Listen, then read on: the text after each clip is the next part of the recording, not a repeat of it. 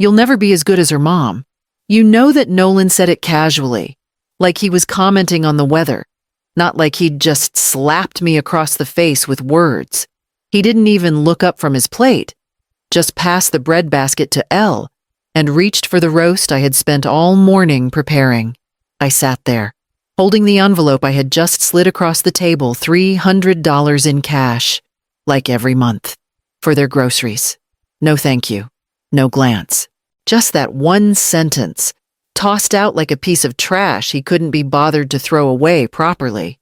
Elle smirked, tucking a loose strand of hair behind her ear. Her diamond bracelet, the one I knew Deborah gave her, clinked against the glass as she sipped from her wine. I didn't respond right away. My hands trembled slightly as I reached for my cup of coffee. I let the silence stretch, watched Nolan cut into the roast, watched Elle whisper something and laugh under her breath. Then I spoke, softly. Then ask her to pay next time. Elle stopped mid-bite. Nolan's fork paused halfway to his mouth. I sipped the coffee slowly, the bitterness grounding me. I'm sorry. What he said. I set the mug down. If I'm not good enough, maybe your mother-in-law would like to cover the groceries, or the electricity, or the property taxes. Mom, that's not what I meant. But he didn't take it back. He didn't look sorry. I stood up, slowly, and gathered my purse. You two enjoy dinner, I said. It's the last one I'll be paying for. I walked to the door, the evening light catching the photo frame in the hallway. Nolan as a toddler, frosting on his nose, sitting on my lap. I didn't pause. I didn't need to. Back home, I opened my laptop and pulled up the utility accounts. I logged into each one and stared at the total. After the accident, everything changed. Harold had kissed me goodbye that morning, late for a shift he didn't want to take. It's just overtime, he'd said. We could use the extra. He never made it home. I was 34, with a 6-year-old boy who still wore Spider-Man pajamas and thought the moon followed us on car rides. And suddenly, I was the only parent he had left. I went back to nursing full-time, then picked up shifts at the county clinic. Day job, night job, whatever paid. Some months I sold things just to make rent. I stopped drinking coffee for a year so Nolan could have warm lunch at school. He never knew that. He still thinks I just liked water.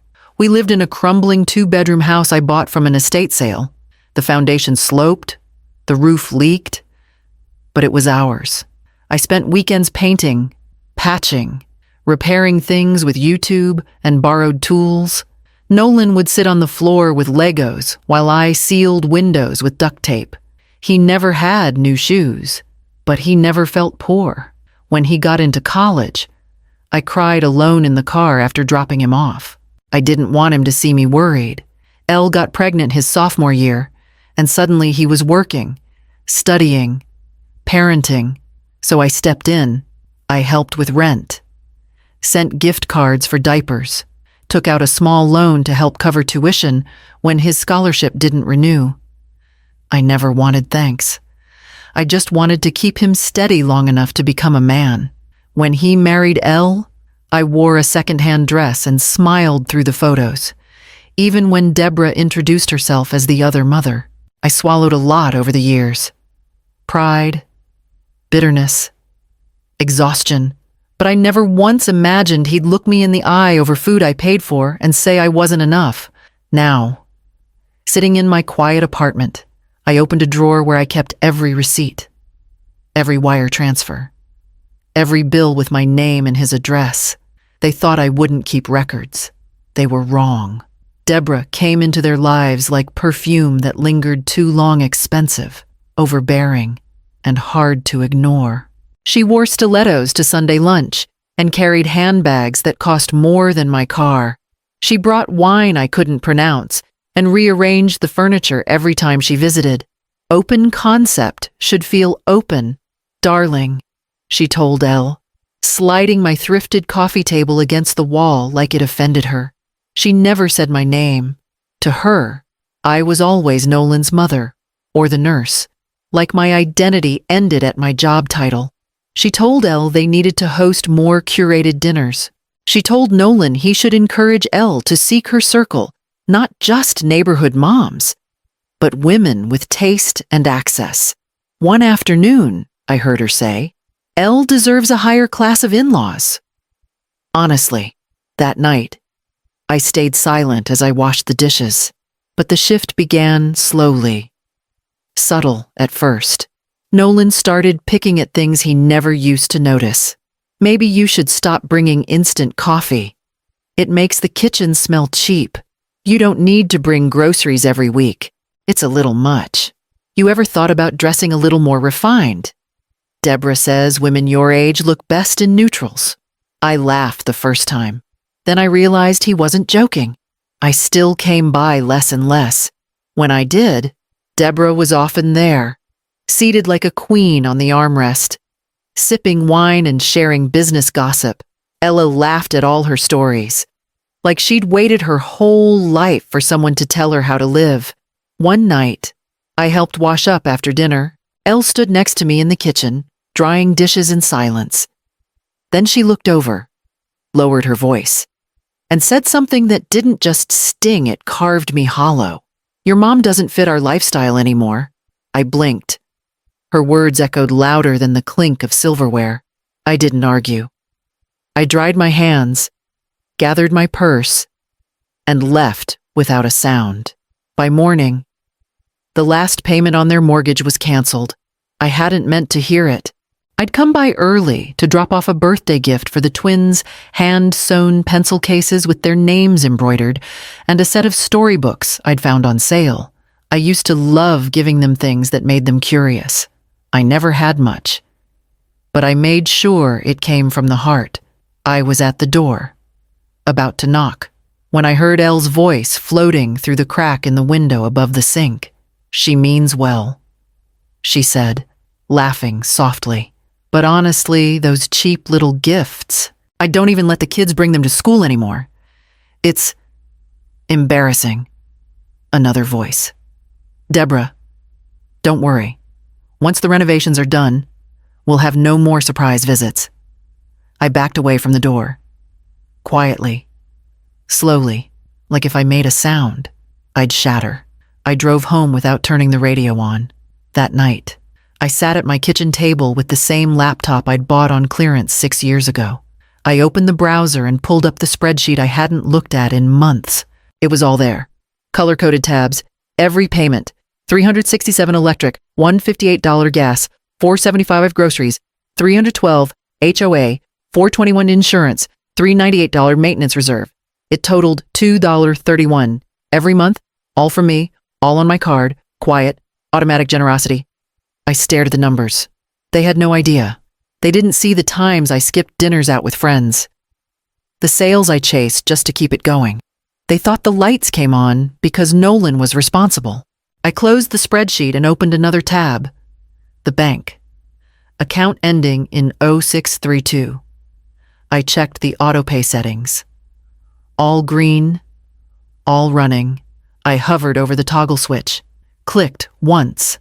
Then I picked up my phone and dialed the lawyer I hadn't spoken to in nearly 8 years. It's time, I said. I need to make some changes. He didn't ask what happened. He just said, come in Monday. We'll get started. And I was already thinking about the deed. Most people forget what's in their name until it's gone. Years ago, Nolan had asked if I'd transfer the house to him officially. I said yes. I meant to. The forms were even filled out, waiting in a drawer next to my birth certificate and Harold's old VA flag. But somehow, I never mailed them in. Call it hesitation. Call it instinct. The Monday after I spoke to my lawyer, the calls started coming in. First, the electric company, then the insurance rep, then the HOA. I shut everything down, one by one. Not out of spite, but because the support they counted on wasn't an obligation anymore. It had been love. And love, real love, doesn't mock you behind closed doors. I didn't announce anything. I didn't leave a note. I simply removed myself.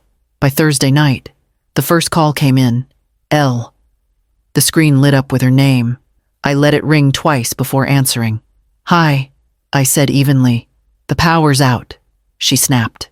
Do you know if there's some kind of outage? I tried calling the provider, but they said the account was closed.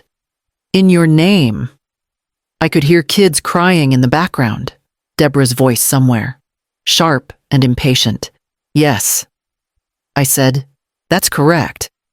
What do you mean? Why would you cancel it? I took a breath. Not angry. Not cold. Just done. You said I didn't fit your lifestyle anymore. So I stepped back. Maybe Deborah can help. You said she's better at everything. Silence, then a stuttered response. That's not. I didn't mean Callista. Come on, the kids are. But I had already pressed end. I stared at the quiet phone in my hand. I'd spent years solving things before they noticed a problem. Now, they were noticing. I reached for my coffee. Black. No sugar. Just the way I liked it. And I opened my email, pulling up the title documents my lawyer had just scanned over. It was time to decide who the house really belonged to. I didn't need to knock. It was still my house. They weren't home when I let myself in that morning. The place looked smaller than I remembered. Messier. A basket of laundry left half-folded on the couch. An empty wine glass near the sink. The fridge hummed faintly. The silence was comforting. I took the envelope out of my bag and pressed a single strip of tape to the back. Right in the center of the fridge. Couldn't miss it. Bright manila against stainless steel. Inside were 12 years' worth of copies utility bills. Grocery lists. Car repairs. Insurance payments. Even a couple of gift receipts from holidays where my name was missing from the thank you cards. I'd spent the last 3 nights sorting through them. My hands shaking at first, then steady. Calculating the cost of love when it's taken for granted. At the very back of the stack was a final sheet. 184's 460.92. Written in red. Not angry red, just honest. On top of it, a sticky note. 1 line. Since I was never good enough. Feel free to repay me when she is. I didn't take anything else. Didn't rearrange a single cushion. I left the spare key on the entry table, beside the old wedding photo. Nolan never moved. By the time they came home that evening, I was already back at my own place. Quiet. Warm. The smell of soup simmering on the stove. My phone lit up a few times. Nolan? L. No voicemail. I didn't answer, because numbers don't lie, and neither did I. That night, I slept without waking once. Not because I'd gotten even, but because I'd finally stopped explaining. In the morning, I met with my lawyer again. There's one more thing, I said, sliding the house deed back across the table. Let's transfer it. He looked up. To who I smiled. To someone who remembers who built it. The knock came late in the morning. No text. No warning. Just the dull, hesitant thud of someone who wasn't sure he'd be welcome. I opened the door. Nolan stood there, hands in his jacket pockets, eyes cast down like he was 12 again and had broken something in the garage. Can I come in? I stepped aside, didn't say yes, didn't say no, just left the door open long enough for him to follow. The apartment was small, just 2 bedrooms, a galley kitchen, and a window that overlooked a quiet street with maple trees beginning to turn. I'd only been here a few weeks, but it already felt more like mine than that house ever had. He looked around like he didn't recognize me in this space. I didn't offer coffee. He sat at the kitchen table across from me. My book was still open beside my cup, half drunk, going cold. He stared at the cup like it might explain something. I didn't know she said that. He started, voice low, about you not fitting our lifestyle, about being less. I watched him fidget. Watched the way his fingers clenched and unclenched on the edge of the table. I didn't mean you did, I said quietly. And you meant it enough to repeat it. He flinched. Not dramatically, just a flicker across his face. Truth always lands heavier when it's plain. I was just caught up, he muttered. Deborah's always loud.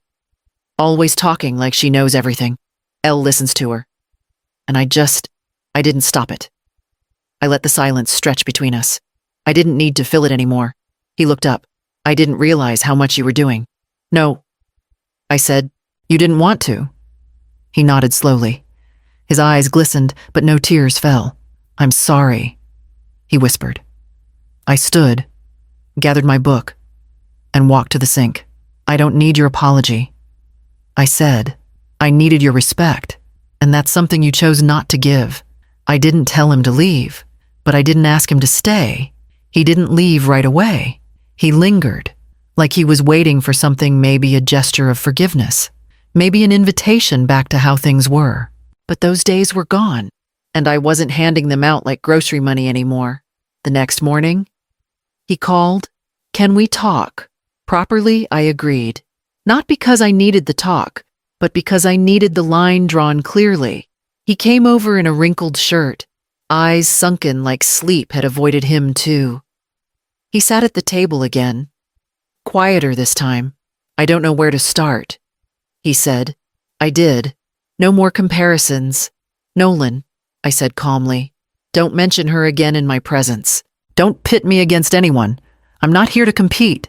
I'm your mother. He nodded. No more money. I continued. Unless it's clear where it's going.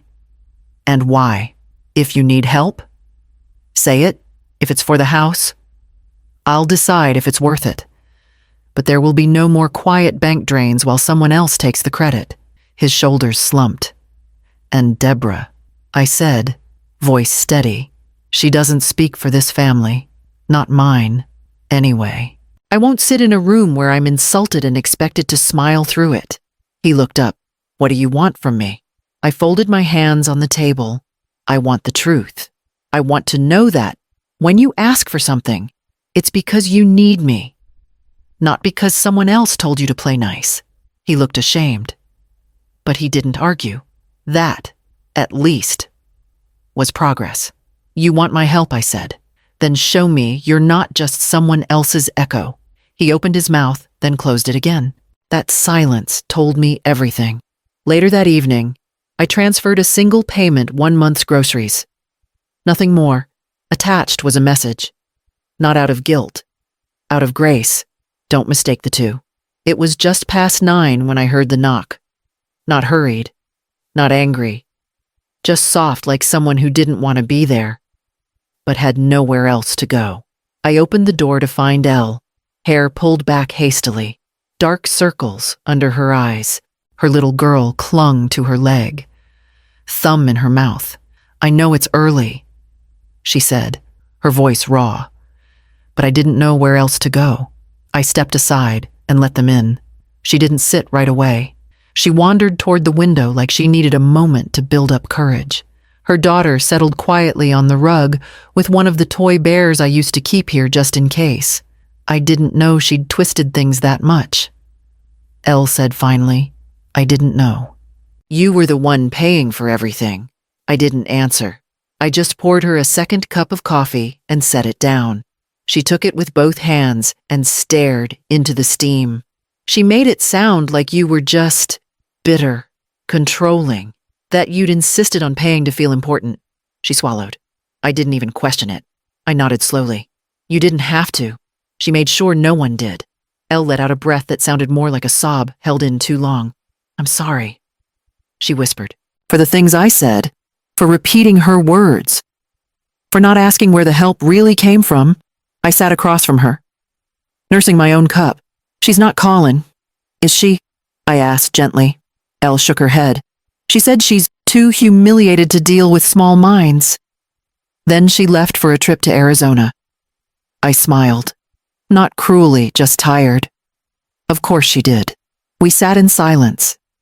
The only sound, the clink of spoons against mugs and the small hum of the refrigerator. It wasn't reconciliation. Not yet, but it was something. Elle looked up. Is there a way to fix this? I didn't answer.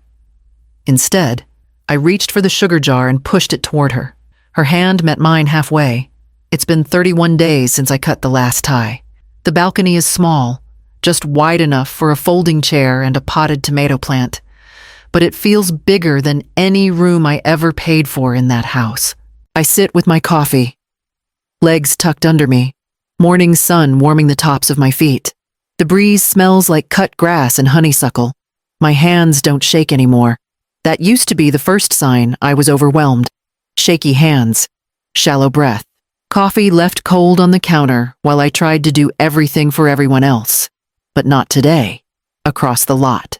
A little boy from the second floor waves. I wave back.